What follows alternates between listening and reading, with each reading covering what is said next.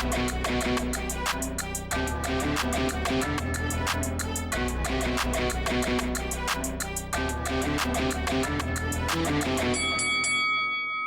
guys, welcome to Boxing Squared for boxing news and views from around the internet.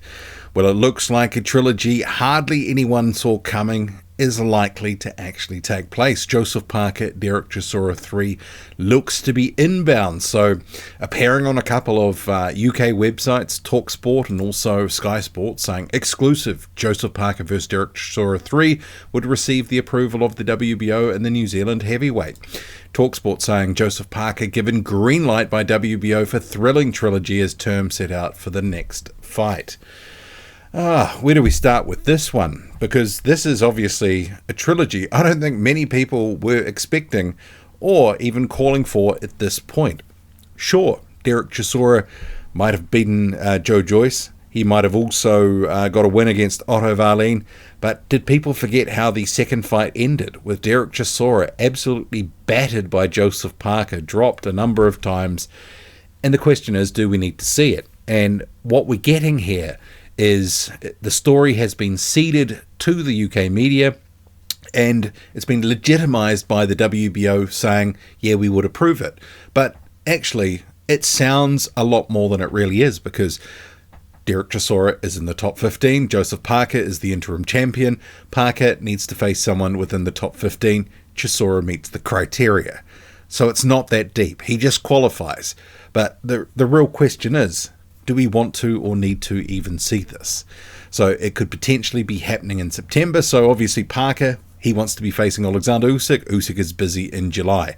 September is when Joseph Parker is likely to be out next, and it looks like they're lining up Derek Chisora. And what would be the motivation behind it? Well, to me, it's pretty clear. And I think a story that's popped up on the New Zealand media, which says we're used to this, why Joseph Parker refuses to be frustrated by the boxing waiting game.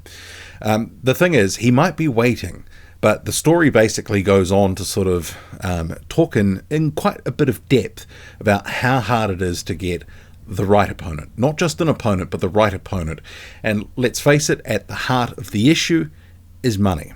So it says here, and this is David Higgins, his manager, obviously also his former promoter. Parker currently promoted by Frank Warren. Joseph is also in a high pay bracket, so is expensive to put on. That means the opponent has to be carefully selected so the promotion sells out the arena and does well on pay-per-view, as no promoter wants to put on a fight that loses millions of dollars. And I completely get that. But we do have history here of the last time that they fought.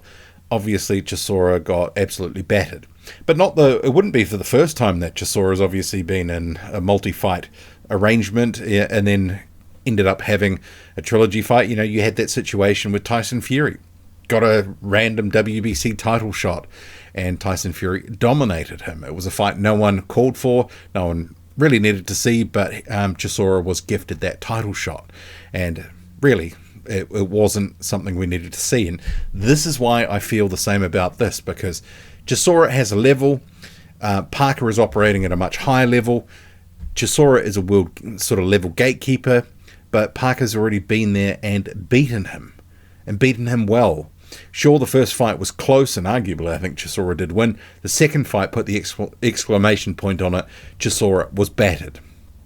And why they would look to do it, and I completely understand it, and it's already been basically explained by Higgins there. It's the economics of it. And I would have thought there's very few options for Joseph Parker to be facing pay-per-view level opponents in the UK right now, because he's basically cycled through most of them in his quite long career and also successful career at this point, and obviously he's in this purple patch.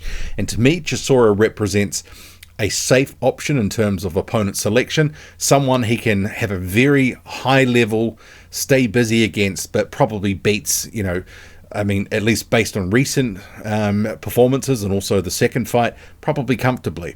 But also, it's one that generates money for Parker, the sort of money he wants, and also it's going to generate money for Chisora, the sort of money Chisora wants if he can't get other fights that are not currently open to him.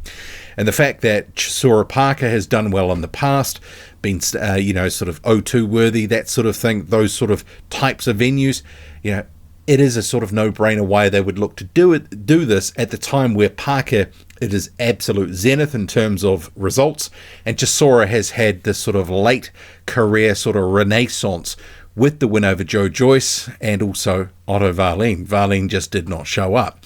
Full credit to Chisora for those performances and eking them out, but this is pure and simple economics driving this potential fight should it get made, rather than fan demand. But they will tell us that we need it and why we need it. But let's face it, it's a marking time fight for Joseph Parker and another paycheck for Derek Chisora, who I thought the 50th and final fight was meant to be the last fight. And this is the thing.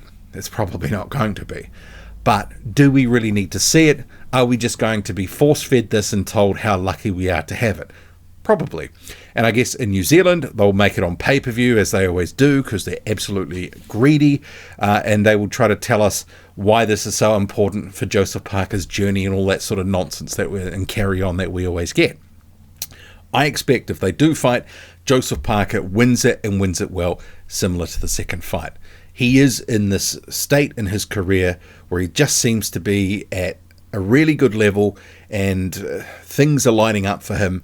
And in terms of the opponents that he's going to face, short of a title shot, he's not going to be risking it against someone unless there's really good money or it's an opponent he can beat. And if this is effectively making sure he's marking time, getting a decent payday, and staying in the shop front for a title shot in his next fight, that's what they'll do.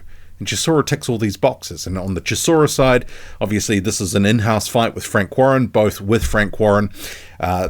Keep all the money, the fighters in-house. Use either Manchester or O2, whatever. Have 20,000 people there or thereabouts, and do decent numbers at a time where both these guys' popularity is at a really good point.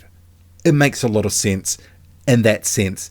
But as a fan, having already seen it, I'd much prefer a fresh fight. Fresh names, not just recycling this sort of stuff over and over. But it's the economics. If it makes dollars, it makes sense, the old saying. But for me as the fan at home, I'm not going to be excited about this because it's not a fight to get excited about. And there'll be the whole rah-rah Chisora, he can pull up and look at what he's done, all that sort of stuff. Look, those fights at a lower level. Parker's been working at a higher level, at world level. Chisora, the Joyce and Wallin fights, that wasn't at world level. Let's make that clear.